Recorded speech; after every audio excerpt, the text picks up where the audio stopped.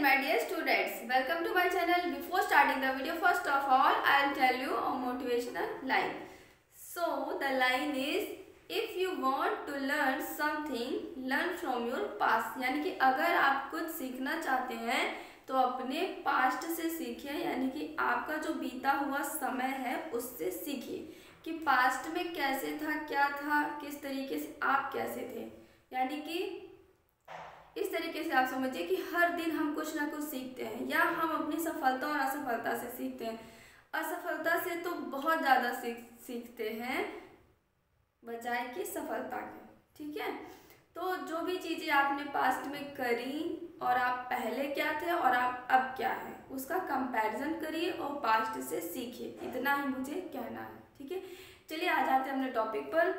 तो आज से मैं आपको एक्टिव पैसिव बताने वाली हूँ, जिससे पहले मैं आपको ट्रांसफॉर्मेशन ऑफ सेंटेंस बता दूँ, क्योंकि ट्रांसफॉर्मेशन ऑफ सेंटेंसेस का ही एक पार्ट है एक्टिव पैसिव। और नरेशन में आपको पढ़ा ही चुकी हूँ, जो नरेशन भी आपका ट्रांसफॉर्मेशन ऑफ सेंटेंसेस का ही एक पार्ट था। यानी कि क्या करते थे हम, देखिए, बातों को कई तरीके से कह सकते हैं। ठीक है, अब डायरेक्ट और इनडायरेक्ट में क्या था, ठीक है, आपको बताया गया था कि कोई बात एग्जैक्ट किसी ने कही है उसी को उसी तरीके से प्रस्तुत कर देना। और इनडायरेक्ट क्या था कि जो बात कही गई उसको हम अपने शब्दों में परिवर्तित करके कहते थे। ठीक है, लेकिन उसके अर्थ को नहीं बदलते थे। कुछ ऐसा ही हमारा एक्टिव और पैसिव वॉइस। लेकिन इसके पहले हम जानते हैं ट्रांसफॉर्मेशन ऑफ सेंटेंस क्या है। ठीक है,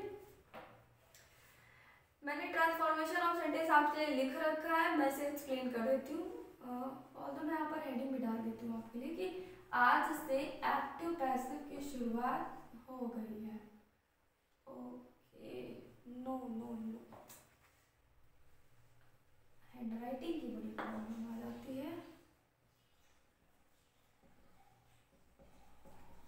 एक्टिव एंड पैसिव वॉइस इसी के अंतर्गत आता है। ठीक है, चलिए, ट्रांसफॉर्मेशन ऑफ सेंटेंस यानी कि वाक्यों का परिवर्तन। ठीक है, किसी भी वाक्य को या किसी भी बात को क्या एक ही तरीके से कहा जा सकता है? नहीं, और भी तरीके होते हैं उसके कहने के, जो कि हम देखते हैं। ऑल्दो आपको पता होगा, फिर भी मैं कुछ एग्जांपल्स आपके सामने लेकर आई हूँ जिससे आप और अच्छे से समझ पाएंगे। The process in which without changing the meaning of the sentence changes its form, that is structure, the same process is called। वह प्रक्रिया जिसमें वाक्य के अर्थ को बदले बिना उसके रूप, या ये कह लीजिए कि उसकी संरचना में परिवर्तन कर देते हैं, तो वही प्रक्रिया हमारी ट्रांसफॉर्मेशन ऑफ सेंटेंस कहलाती है। ठीक है, देखिए किस तरीके से मैंने एग्जाम्पल्स लिखा है, मैं इसे आपको दिखाती हूँ। Sita is taller than Meera, यानी कि सीता मीरा से लंबी है। अब हम इसी बात को और कैसे कह सकते हैं? ठीक है, हम कह सकते हैं कि मीरा सीता से लंबी नहीं है। Sita is taller than Meera, Sita Meera से लंबी है, यानी कि मीरा, ऑब्वियस सी बात है, सीता से छोटी होगी। तो हम इसे किस तरीके से लिख सकते हैं? Meera is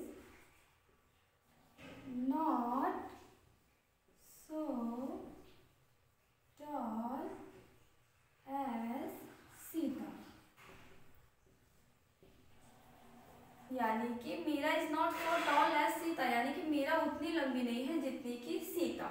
next, the lion is too old to go to hunt, यानी कि शेर बहुत बूढ़ा है शिकार करने के लिए। ठीक है, या हम इसे इस तरीके से कहते हैं कि शेर इतना बूढ़ा है कि वो, the lion is so old that he can not go to,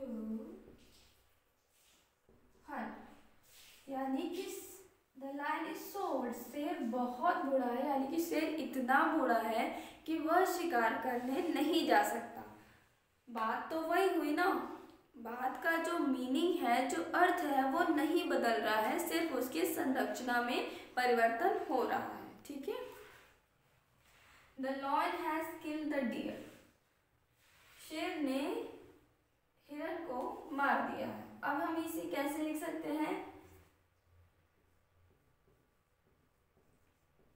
the deer has been killed by the lion. The deer has been killed by the lion. The lion has killed the deer, यानी कि शेर ने हिरण को मार दिया।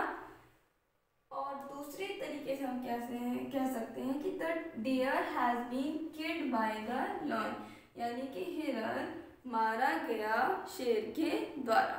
ठीक है।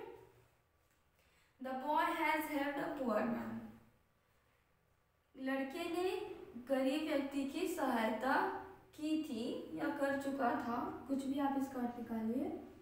तो हम इसे क्या कर सकते हैं? अब यानी कि गरीब व्यक्ति की सहायता की गई लड़के के द्वारा। वाक्य के अर्थ में बदलाव नहीं हो रहा है, बस उसके स्ट्रक्चर में परिवर्तन हो रहा है। तो हम इसे लिख सकते हैं, a poor